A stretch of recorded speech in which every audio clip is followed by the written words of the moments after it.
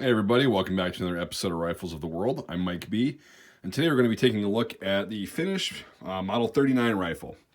So a lot of you got into the Finnish game a little bit late, myself included, where these things were super expensive. Back in the day, these actually weren't, but everybody thought that the regular refurb 9130s were a better deal, so they decided to go with them. Managed to get this one a few years ago, right before they got stupid expensive, so I'm going to share that with you today.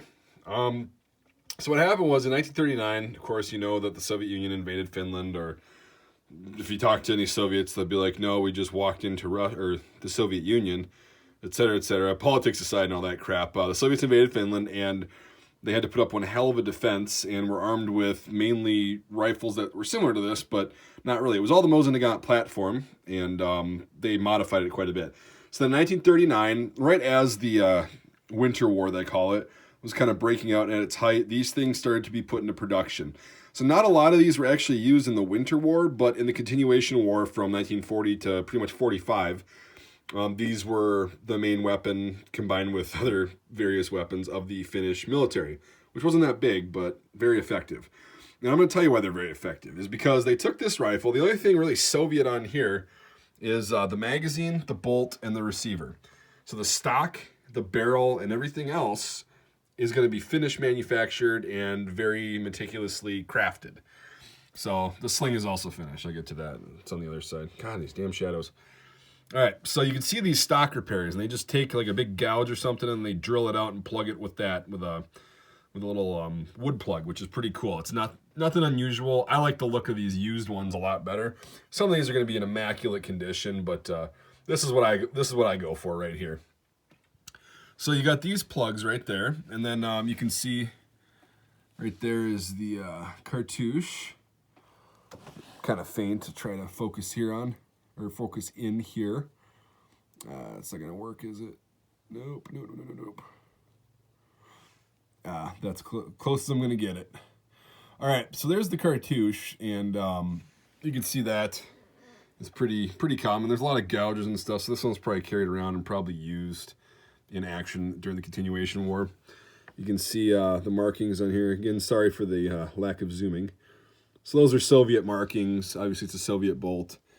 The magazine, because it was like those things cannot be improved on. The receiver's the receiver, bolt's the bolt, magazine is the magazine. Where they really, really decided to take this to the next level was on the barrels, right? So you can see this is a very old M91 receiver, right? You can see the Imperial Russian cartouche right there, and they scrubbed the markings off of the receiver and the barrel shank as much as they could on weapons that they used that were Soviet, but this one that's Finnish made, they didn't have to scrub the barrel shank. So this is made by VKT. I'm not even going to try to pronounce that, what it is. 1941, which is pretty early, and I like that. They threw their serial number on the side, and of course the infamous SA mark, right? That means pretty much property of the Finnish military. Now, why it's got a D below the VKT, there's two kinds of barrels. There's a B barrel and a D barrel. B barrels are going to be on, God, I forgot what exactly the weapon that was, but like a M27, M28, or a 2830 or whatever. And those are actually 7.62 by 53 rimmed, which is pretty much a 308 caliber bullet versus a 311 or 312 diameter bullet, which is what a D barrel is.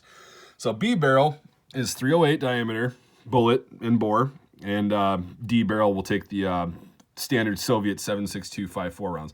I think that was so if the Soviets grabbed their weapons, they couldn't use their ammo in theirs, but the Finns could use it in the Soviet weapons. I don't know. But anyway, they went away from it. So most of the barrels you're going to see are D marked, right? So they can, or marked with the D. Why is this just not focusing? I'm sorry, guys. There we go.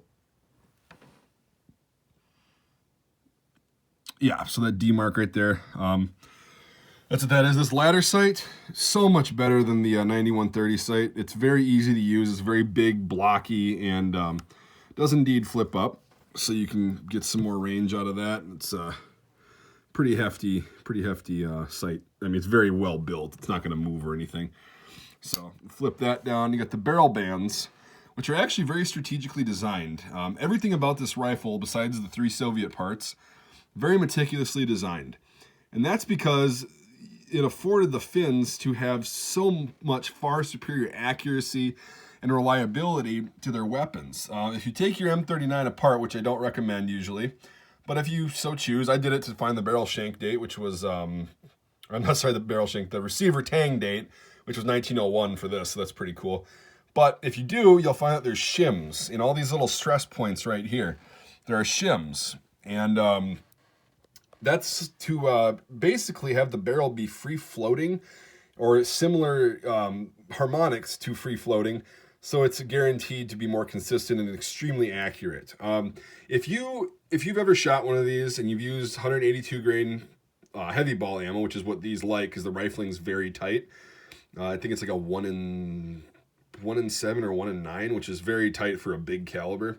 I could be wrong on that. Don't quote me exactly. That's not whatever. But anyways, light ball is accurate, but heavy ball, which this is really should be designed for, is so insanely accurate. I thought I was missing the target after I hit the first shot.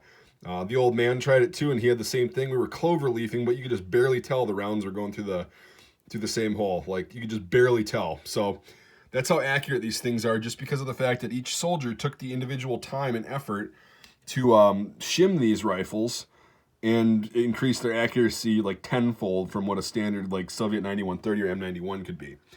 So that's the difference between this and an M9130, like a Soviet refurb one. So the Finns didn't do it to all the captured weapons. They just put some Finnish stuff on there. Or I've got a 9130 that's just literally got the Finnish wire hangers on it, and it's marked SA, and there's nothing else Finnish about it. But on these weapons, the actual Finnish manufactured weapons, they spent a lot of time and effort into perfecting these things and taking what is essentially an average mid-grade rifle and turning it into a match-grade rifle that utilizes the same action and ammunition. So it was very smart, very good move on the Finns' part. They cranked a lot of these out for the amount of time that they had and the amount of manufacturing. I think there was 200,000 or 400,000 of these produced. So not very many when you look at it, like on a global perspective, but enough to be impressed by it considering all the other arms they had floating around.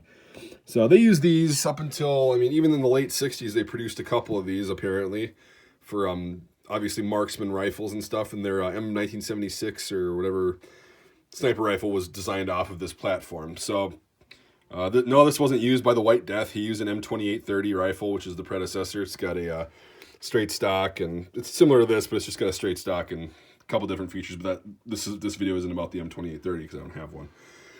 So no, he didn't use this. He just used a different rifle, but most of the Finnish soldiers used these in the continuation war because they were, as much as they could, they're great rifles, the pistol grip stock. They're extremely accurate. They're fun. They're shorter than a 9130, but they're heavier. Or maybe they're the same weight. They just seem heavier, but the barrel's definitely heavier than on a 9130.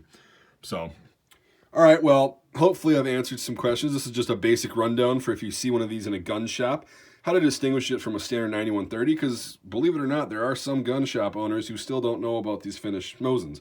They just say, oh, it's a Mosin Nagant rifle, so yeah, you can have it for $200. And in this case, I would say, hell yeah, look at it, make sure it's all complete as possible, and run out the door, you know, because you just robbed the place if you get it for that price. But anyway, if you got any questions, check my Facebook page out. It's on the main page of my channel, and go ahead and ask questions there. Or a better solution is to click the link to my Patreon in the description and become a supporter on there for just $1 a month, which is $12 a year. That's like getting 1 or 2 beers at a fancy hipster bar.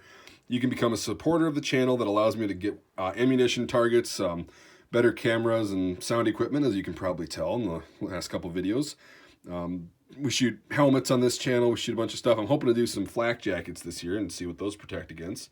But yeah, your support on Patreon allows me to do stuff like that. So become a supporter on there. We do a lot of interactive stuff. There's videos that I don't post on YouTube that'll be on Patreon. And we do polls. It's just fun. I do giveaways too once in a while. So you get free stuff just for subscribing on there. So yeah, definitely consider that. If you don't want to do that, that's fine. Just make sure you give this video a thumbs up and subscribe to my channel. I'm just an average guy. I like to kind of spread what little information I know about these firearms to kind of give beginners and intermediate people a little bit more knowledge on what they're looking at when they're trying to shop. As far as being an investment, the surplus market's kind of past that point, but it's still fun to see these things in the wild, you know, online or at a gun show, and even at an auction, you can figure this out. So hopefully you learned something. I appreciate you watching, guys. I really do. And we'll see you on the next video.